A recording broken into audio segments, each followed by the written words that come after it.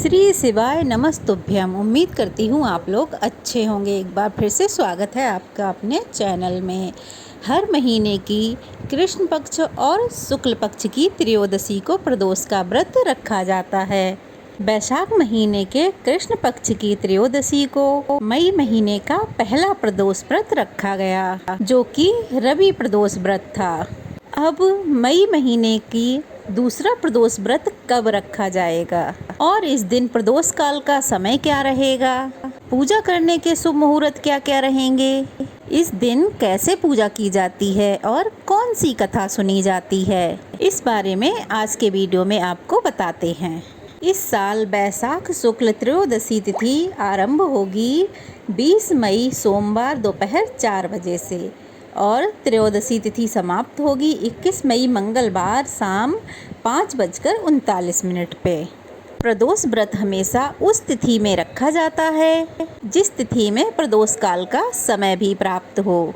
इसलिए 20 मई सोमवार के दिन सोम प्रदोष व्रत रखा जाएगा, क्योंकि इसी दिन प्रदोष काल का समय भी प्राप्त होगा।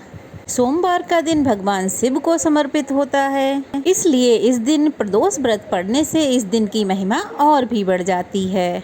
इस दिन अगर सच्चे मन से भोलेनाथ की पूजा की जाए और प्रदोष काल में शिवलिंग का जलाभिषेक किया जाए तो तमाम तरह के दुख मिट जाते हैं और सभी मनोकामनाओं की पूर्ति होती है। अब पहले जानते हैं इस दिन के मुहूर्तों के बारे में।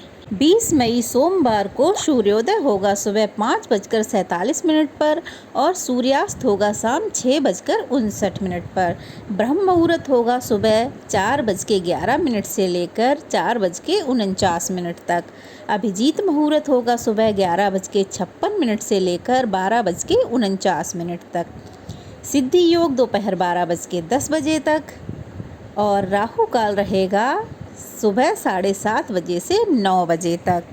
सिद्धि योग जो कि बन रहा है 12:10 तक, तो सिद्धि योग में आप पूजा पाठ करें, कुछ ना कुछ दान करें और कोई उपाय भी कर सकते हैं, क्योंकि ऐसी मान्यता है कि सिद्धि योग में अगर कोई काम किए जाते हैं तो उनकी सफलता बहुत जल्दी हो जाती है।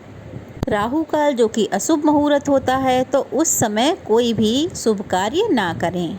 भगवान शिव की पूजा करने के लिए प्रदोष व्रत में प्रदोष काल का समय उत्तम होता है और 20 मई को सोमवार को प्रदोष काल का समय रहेगा शाम 6:14 से लेकर 7:44 तक। तो इसी टाइम में आप भगवान भोले शंकर की पूजा जरूर करें। आसपास के किसी भी मंदिर में जाके शिव जी के दर्शन करें और कम से कम 1 लोटा जल शिवलिंग पर जरूर चढ़ाएं। इस दिन भगवान शिव की पूजा पूरे विधि विधान से करनी चाहिए। इस दिन पूरे दिन आप उपवास रखकर शाम को प्रदोष काल के समय घी का एक दीपक जलाकर भगवान शिव के समक्ष बैठकर मंत्रों का जाप करें और माता पार्वती सहित पूरे शिव परिवार का पूजन करें। हाथ में अक्षत रखकर व्रत की कथा पढ़ें अथवा सुनें। और यदि परिवार में कोई भी गंभीर बीमारी से ग्रस्त है या परिवार में हर समय कोई न कोई बीमार रहता है, तो आज के दिन आपको महामृत्युंजय मंत्र का जाप भी करना चाहिए। व्रत की कथा पढ़े सुने अथवा भगवान शिव को साबुत चावल यानी अखंडित चावल की खीर बनाकर उसका भोग लगाएं। यदि आप चाहें तो उस प्रसाद को ग्रहण करके अपना उपवास खोल सकते हैं, और अगर इस दिन आप व्रत नहीं खोलना चाहते, मतलब अन्न नहीं खाना चाहते हैं, तो आप इस खीर को प्रसाद रूप में अपने परिवार के सभी सदस्यों को बांटें और खुद फलाहार करके जैसे कि मौसमी फल या उनका जूस पी के अपना व्रत खोल सकते हैं। प्रदोष व्रत को शास्त्रों में सभी प्रकार के सुख प्रदान करने वाला व्रत माना गया है। ऐसी कोई भी मनोकामना नहीं है जो भगवान शिव की कृपा से पूरी ना हो, और इसलिए सोमवार के दिन पड़ने वाले प्रदोष यानी कि सोम व्रत के दिन आपको भगवान शिव का पूजन करके चंद्रमा का भी पूजन करना चाहिए, क्योंकि इस दिन की गई पूजा से भगवान शिव की कृपा से सुख समृद्धि और खुशहाली आती है। वहीं चंद्रमा की पूजा करने से चंद्र दोष दूर होता है। शाम को चंद्रोदय होने पर आप चंद्र देवता की पूजा करें चंद्रमा को अर्घ दें या फिर भगवान शिव के मस्तक पर विराजमान चंद्रमा की पूजा करें। ओम सोम सोमाय नमः इस मंत्र का जाप करें और इस दिन सफ़ेद रंग की वस्तुओं का ज़्यादा से ज़्यादा दान करना चाहिए। पौराणिक कथा के अनुसार एक बार एक नगर में एक ब्राह्मणी रहा करती थी। उसके पति का स्वर्गवास हो गया था।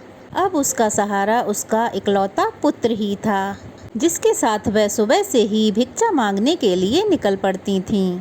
इस तरह दिन भर मिली हुई भिक्षा से ही वह अपना और अपने बेटे का पेट पालती थीं। एक बार घर आते समय ब्राह्मणी को रास्ते में एक बालक घायल अवस्था में मिला।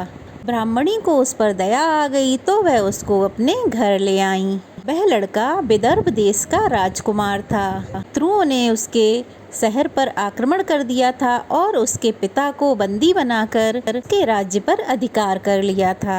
इसलिए वह बालक मारा मारा फिर रहा था। राजकुमार अब ब्राह्मणी और उनके पुत्र के साथ उनके घर में रहने लगा और उसके पुत्र की तरह ही पलने और बढ़ने लगा। एक दिन वह ब्राह्मणी अपने पुत्र के साथ राजकुमार को लेकर भिक्षा मांगने के लिए गईं। वहीं पर अंशुमती नाम की एक गंधर्व कन्या ने राजकुमार को देखा और उस पर मोहित हो गई।